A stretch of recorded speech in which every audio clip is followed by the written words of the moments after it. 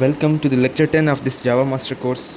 So in this course we are going to discuss the four principles of the object-oriented programming, which are the encapsulation, inheritance, abstraction and the polymorphism. So what is actually the object-oriented programming? So the object-oriented programming is a way of writing the code where we think everything as object, just like the real life things. So each object has some attributes, like it has data. For example, consider the car as an object. The car has the color, speed, and it has some functions like actions. It can do drive, it can stop.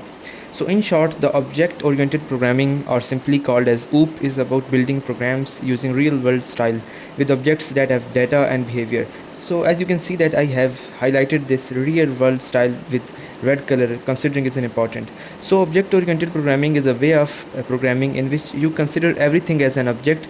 You make everything which you can see or observe an object, and then that you use in your programming. So here are the programming paradigms. What are the programming paradigms? The programming paradigms are different ways or style of writing or organizing the code to solve the problems. So paradigm is just a way or style of doing something. So there are four popular programming paradigms.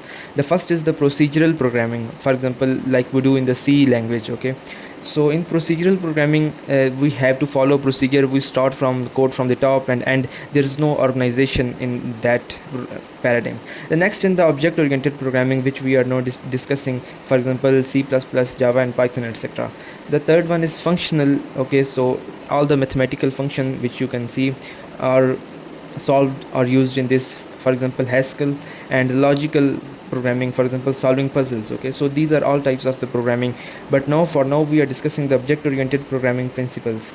So there are four main principles of the object oriented programming. So if you can clearly grasp these concepts, you can do good in the Java programming or any sort of programming. These principles are same for all type of programming. So these are encapsulation, inheritance, polymorphism and abstraction. Now we will discuss each of them. So first is the encapsulation. So as you can see that it is the bundling data and methods that operate on the data into a single unit called class. Okay, so this is called encapsulation. So if you don't understand it, think of it like a capsule of the medicine. It hides the bitter part of inside and exposes only what you need. So as here you can see that you can see the capsule. Okay, so this, the wrap of the capsule is usually made up of the grain of rice or something which is not bitter, and inside it there's a bitter medicine. They have encapsulated it, so you don't have to worry about what is inside. Your physician or doctor suggests to you, and then you have to just to take it. Okay, so this is the encapsulation that what is its goal? Its goal is to restrict direct access to some of the object's component. Okay, which is achieved using access modifier, like we have been using the private, protected and public in the previous video I have discussed. So this was encapsulation. Okay, so likewise in the capsule we hide the bitter part and just expose only the cover to the people. In the same part, we allow the user to access some part of our object, and we write private with those parts which we do not want the user to access. Okay, so the next principle is inheritance. Inheritance is a common term which you must be familiar with. So it is the process by which one class inherits the properties and behaviors of another class. Okay, so one class uses the properties and behavior of the other class. As you can see in this picture, the properties are being inherited to the from parents to offspring or child. So two main concepts: the child class, the class which takes the attributes, is called the child class, and the class from which the attributes are taken is called the parent class. For example, dog and cat classes inherit common features from the animal class. For example, there is a broad class like animal class, and from that we can inherit two more classes like dogs and cat. Dog is animal, cat is also animal. So dog and cat can use the common properties of animals.